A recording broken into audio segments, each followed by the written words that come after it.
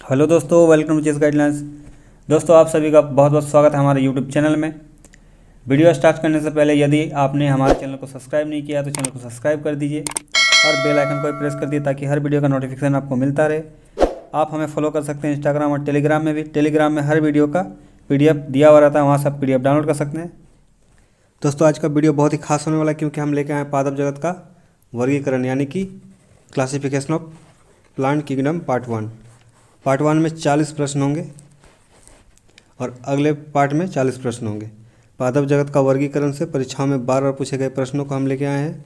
तो जिन्होंने पहले के वीडियो को नहीं देखा है, वनस्पति विज्ञान से रिलेटेड है, तो वो भी आप देख लें। तो चलिए शुरू करते हैं। शुरू करने से पहले जिन्होंने अभी तक वीडियो को लाइक नहीं किया है, वीडियो को लाइक कर दिए और चैनल को सब्सक्राइब कर दीजिए ताकि आपको हर वीडियो का नोटिफिकेशन मिले। तो चलिए शुरू करते हैं। दोस्तों, आज का पहला क्वेश्चन है, निम्नलिखित में से किसे वर्गीकी का पितामह कहा जाता है? तो ऑप्शन है एंगलर, अरस्तु, लिनियस, थियोफ्रेस्टस। तो इसका सही उत्तर क्या होगा दोस्तों? Option A, option B, option C या ऑप्शन डी? तो इसका सही उत्तर हो जाएगा option number C, Linnaeus. Linnaeus को वर्गीकी का पितामह कहा जाता है। चलिए देखते हैं अगला question.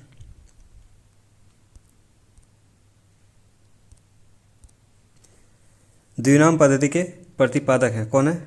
Option A Linnaeus, option B Theophrastus, option C Hutchinson, option D Engler. तो दोस्तों, इसका सही उत्तर हो जाएगा ऑप्शन नंबर ए, लिनियस। चलिए देखते हैं अगला क्वेश्चन। वर्गीकरण का प्राकृतिक सिस्टम किस वनस्पति विज्ञानी ने प्रस्तुत किया था? तो दोस्तों, ऑप्शन है भारतीय, जर्मन, स्वीडिश, ब्रिटिश। तो दोस्तों, इसका सही उत्तर क्या होगा? Option A, option B, option C या ऑप्शन डी? तो इसका सही उत्तर हो जाएगा दोस्तों option C, option C, Swedish. चलिए देखते हैं अगला क्वेश्चन। पुष्पी पादों को रखा गया है क्रिप्टोगैम्स में, फेनरोगैम्स में, ब्रायोफाइट्स में, टेरिडोफाइट्स में। तो इसका सही उत्तर क्या होगा दोस्तों? Option A, option B, option C या ऑप्शन डी? तो इसका सही उत्तर हो जाएगा ऑप्शन नंबर बी, फेनरोगैम्स में। चलिए देखते हैं अगला क्वेश्चन। अपुष्पी पादपों को रखा गया, किस में रखा गया?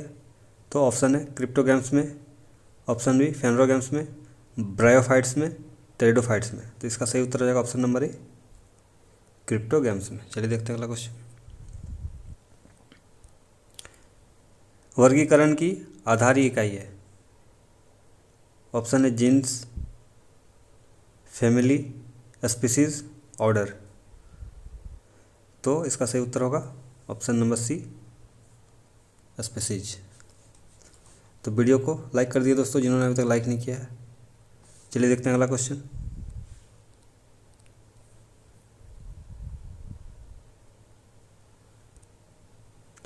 हाइड्रोफाइट्स होते हैं, क्या होते हैं? समुद्री जीव, जलीय पौधे, पादप रोग या जड़विहीन पौधा? Option A, option B, option C या ऑप्शन डी? तो इसका सही उत्तर हो जाएगा ऑप्शन नंबर बी, जलीय पौधे। चलिए देखते हैं अगला क्वेश्चन। द्विनाम पद्धति का अभिप्राय है पौधों के नामों को 2 शब्दों में लिखना जो बताते हैं वंश तथा जाति, जाति तथा किस्म, कुल तथा वंश, गण तथा कुल। तो इसका सही उत्तर हो जाएगा दोस्तों ऑप्शन ए, वंश तथा जाति, ऑप्शन ए। अगला क्वेश्चन है दोस्तों, जिन पौधों पर बीज बनते हैं किंतु पुष्प नहीं लगते हैं क्या कहलाते हैं?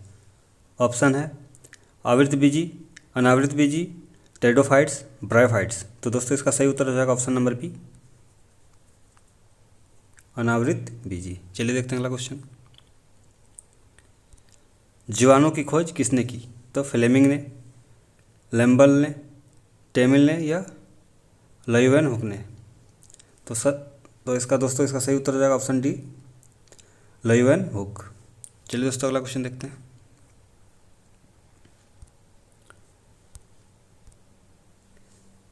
जीवाणु से संबंधित निम्न तथ्यों में कौन सही है? तो ऑप्शन है सभी जीवाणु स्वपोषी होते हैं, सभी जीवाणु विविध पोषी होते हैं, ऑप्शन सी अधिकांश जीवाणु विविध पोषी होते हैं किंतु कुछ स्वपोषी होते हैं, या ऑप्शन डी सभी जीवाणु प्रकाश संश्लेषी होते हैं। तो दोस्तों इसका सही उत्तर हो जाएगा ऑप्शन नंबर सी। अधिकांश जीवाणु विविध पोषी होते हैं किंतु कुछ स्वपोषी भी होते हैं। तो चलिए देखते हैं अगला क्वेश्चन।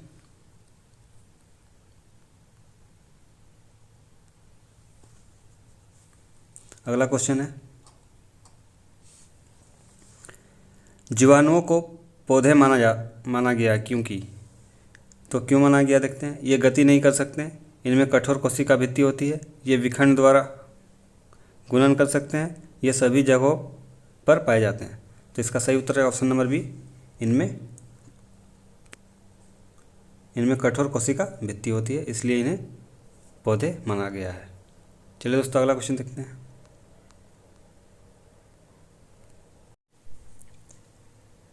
जीवाणुविद कोशिकाओं में नहीं होता है। ऑप्शन है कोशिका भित्ति, जीवद्रव्य कला, राइबोसोम या सूत्रकणिका। तो इसका सही उत्तर यह हो जाएगा दोस्तों ऑप्शन नंबर डी, सूत्रकणिका। चलिए देखते हैं अगला क्वेश्चन। जीवाणुओं की साधारण आकृति क्या होती है। तो छड़रूपी, गोल, सर्पिल या कुमारूपी। तो दोस्तों इसका सही उत्तर हो जाएगा ऑप्शन नंबर ए, छड़रूपी। चलिए देखते हैं अगला क्वेश्चन। जो जीवाणु आकार में सबसे छोटा होता है कहलाते हैं। ऑप्शन ए गोलाणु, वाइब्रियो, दंडाणु या स्पाइरिला। तो दोस्तों इसका सही उत्तर है ऑप्शन नंबर ए, गोलाणु। चलिए देखते हैं अगला क्वेश्चन।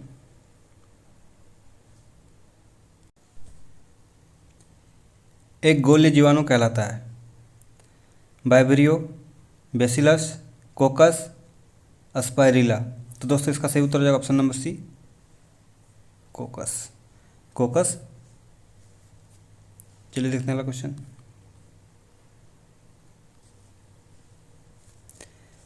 एक सर्पिल जीवाणु को कहते हैं, क्या कहते हैं। ऑप्शन है डिप्लोकोकस, बेसिलस, कोकस या अस्पाइरिलम। तो दोस्तों इसका सही उत्तर है ऑप्शन नंबर डी, अस्पाइरिलम। चलिए देखते हैं अगला क्वेश्चन। क्वेश्चन है वास्तविक केंद्रक किसमें अनुपस्थित होता है। तो कवक में, लाइकेन में, जीवाणु में या हरे शैवाल में। तो दोस्तों इसका सही उत्तर हो जाएगा ऑप्शन नंबर सी, जीवाणु में। चलिए देखते हैं अगला क्वेश्चन। निम्नलिखित में से कौन सा सर्वाधिक संख्या में पाए जाते हैं। तो सबसे ज़्यादा संख्या में कौन पाया जाता है। ऑप्शन है शैवाल, कवक, जीवाणु, कीट। तो दोस्तों सही उत्तर हो जाएगा इसका ऑप्शन नंबर सी, जीवाणु। चलिए देखते हैं अगला क्वेश्चन।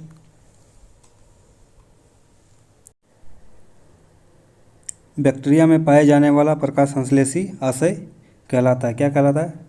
श्वसन मूल, मध्यकाय, वर्णकीलवक या जिंधर। तो दोस्तों इसका सही उत्तर हो जाएगा ऑप्शन नंबर सी, वर्णकीलवक। चलिए देखते हैं अगला क्वेश्चन। क्वेश्चन है पास्चर प्रसिद्धि है। ऑप्शन है प्रोटीन संश्लेषण के लिए, सूक्ष्मदर्शी के अन्वेषण के लिए, रोगों के जर्म थ्योरी के लिए या शराब के किण्वन के लिए। तो दोस्तों इसका सही उत्तर हो जाएगा ऑप्शन नंबर सी, रोगों की जर्म थ्योरी के लिए। चलिए दोस्तों देखते हैं अगला क्वेश्चन।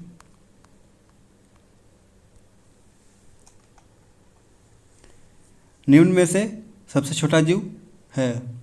तो सबसे छोटा जीव कौन सा है। ऑप्शन है विषाणु, जीवाणु, माइक्रोप्लाज्मा या ईस्ट। तो दोस्तों इसका सही उत्तर हो जाएगा ऑप्शन नंबर सी, माइक्रोप्लाज्मा। चलिए देखते हैं अगला क्वेश्चन। तो क्वेश्चन है दोस्तों, जो जीवाणु सीधे ही वायुमंडलीय नाइट्रोजन को नाइट्रोजन के यौगिकों में बदलते हैं कहलाते हैं, क्या कहलाते हैं देखते हैं। ऑप्शन ए विनाइट्रिकी कारी जीवाणु, सड़ने वाला जीवाणु, नाइट्रोजन स्थितिकारी जीवाणु या नाइट्रिकारी जीवाणु। तो दोस्तों इसका सही उत्तर है ऑप्शन नंबर सी, नाइट्रोजन स्थितिकारी जीवाणु। चलिए देखते हैं अगला क्वेश्चन। क्वेश्चन है मूल ग्रंथिकाओं पाई जाती है, यानी रूट नूडल्स पाई जाती है किसमें। ऑप्शन है कुछ गल्यूमिन्स पादपों तथा कुछ अन्य पौधों में, केवल कुछ गल्यूमिनस पौधों में। ऑप्शन सी सभी गल्यूमिन्स पादपों में किंतु अन्य पादपों में कभी नहीं, या सभी पौधों में। तो दोस्तों इसका सही उत्तर हो जाए ऑप्शन नंबर ए, कुछ गल्यूमिन्स पादपों तथा कुछ अन्य पौधों में। चलिए देखते हैं अगला क्वेश्चन। अधिक नमक वाले अचार में जीवाणु जीवित नहीं रह पाते हैं क्योंकि ये जीवद्रव्य कुचित हो जाते हैं और इस तरह मर जाते हैं। ऑप्शन बी, अचार में जीवाणुओं के जीवित रहने के लिए आवश्यक पोषक पदार्थ नहीं होते हैं। ऑप्शन सी, लवण जनन का संदमन करता है। और ऑप्शन डी है, जीवाणुओं को जनन के लिए पर्याप्त प्रकाश नहीं मिलता है।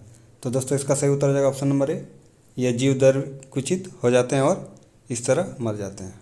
तो ऑप्शन नंबर ए। चलिए देखते हैं अगला क्वेश्चन। मानव की आंत में पाए जाने वाला जीवाणु है कौन सा है? तो ऑप्शन है Corynebacterium, option B Escherichia coli, option B Vibrio cholerae, option D Bacillus anthracis. तो दोस्तों इसका सही उत्तर हो जाएगा option number B, Escherichia coli, Escherichia coli. चलिए देखते हैं अगला क्वेश्चन।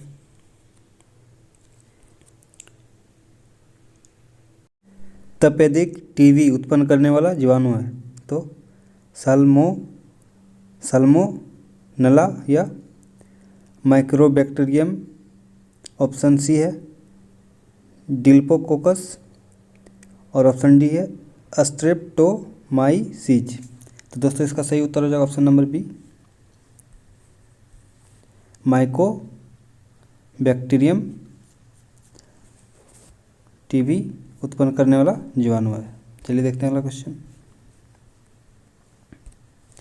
भोजन की विषाक्तता उत्पन्न होती है तो क्लस्ट्रोडियम टीटेनी द्वारा, क्लस्ट्रीडियम बोटुलिनम द्वारा, ऑप्शन सी है साल्मोनेला टाइफोलिस द्वारा, ऑप्शन डी है बैसिलस एंथ्रेसिस द्वारा। तो दोस्तों इसका सही उत्तर हो जाएगा ऑप्शन नंबर बी, क्लस्ट्रोडियम बोटुलिनम द्वारा। अगला क्वेश्चन है, एंटीबायोटिक्स अधिकांशतया प्राप्त होते हैं, किससे प्राप्त होते हैं? कवकों से, विषाणुओं से, जीवाणुओं से या अनावृत बीजियों से। तो दोस्तों इसका सही उत्तर हो जाएगा ऑप्शन नंबर सी, जीवाणुओं से, ऑप्शन सी। चलिए देखते हैं अगला क्वेश्चन।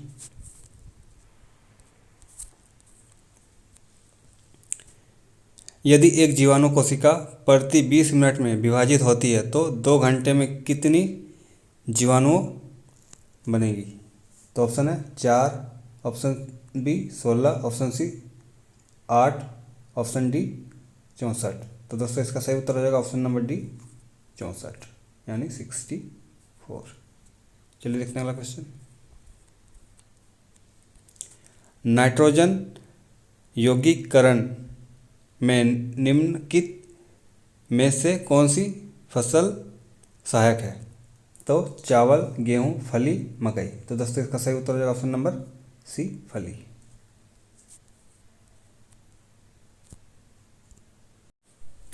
दोस्तों अगला क्वेश्चन है, नाइट्रोजन स्थिरीकरण में लैग हेमोग्लोबिन का क्या कार्य है? तो ऑप्शन है ऑक्सीजन का अवशोषण, जीवाणुओं का पोषण, जड़ों का लाल रखना, प्रकाश का अवशोषण।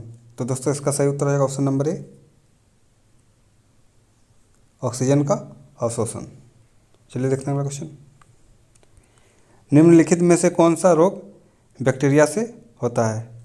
तो तपेदिक, पीलिया, चेचक, मम्पस। तो दोस्तों इसका सही उत्तर हो जाएगा ऑप्शन नंबर ए, तपेदिक। चलिए देखते हैं अगला क्वेश्चन।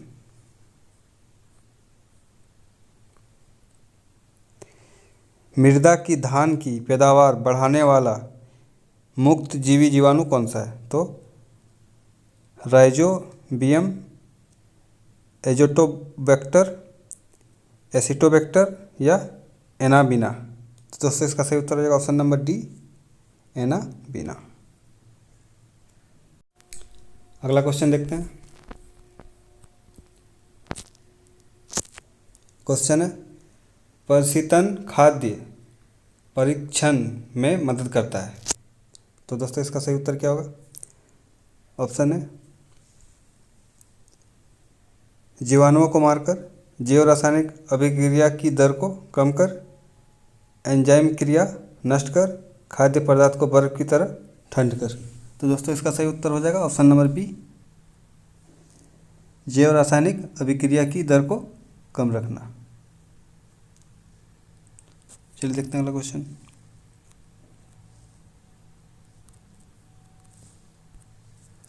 दही जमाने में निम्नलिखित में से किस सूक्ष्मजीव का प्रयोग किया जाता है? तो एसिटोबैक्टर, ल्यूकोनोस्टोक बेसिलस, लैक्टोबैसिलस। तो दोस्तों सही उत्तर इसका हो जाएगा ऑप्शन डी, लैक्टोबैसिलस। क्वेश्चन है दोस्तों, निम्नलिखित में से किसके द्वारा दूध खट्टा होता है? तो प्रोटोजोआ द्वारा, बैक्टीरिया द्वारा, वायरस द्वारा, लिमेटोड द्वारा। तो दोस्तों इसका सही उत्तर हो जाएगा ऑप्शन नंबर बी, बैक्टीरिया द्वारा। चलिए देखते हैं अगला क्वेश्चन। दूध के दही के रूप में जमने का कारण माइकोबैक्टीरियम, स्टेफिलोकोकस या लैक्टोबैसिलस, और ऑप्शन डी है खमीर यानी ईस्ट। तो दोस्तों इसका सही उत्तर क्या होगा? Option C, lactobacillus. चलिए देखते हैं अगला क्वेश्चन।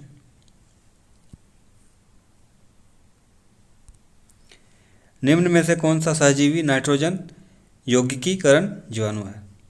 तो दोस्तों इसका सही उत्तर क्या होगा? देखिए, ऑप्शन ए है rhizobium, Azotobacter, Xanthomonas, option D है स्यूडोमोनास। तो दोस्तों इसका सही उत्तर हो जाएगा ऑप्शन नंबर ए, राइजोबियम।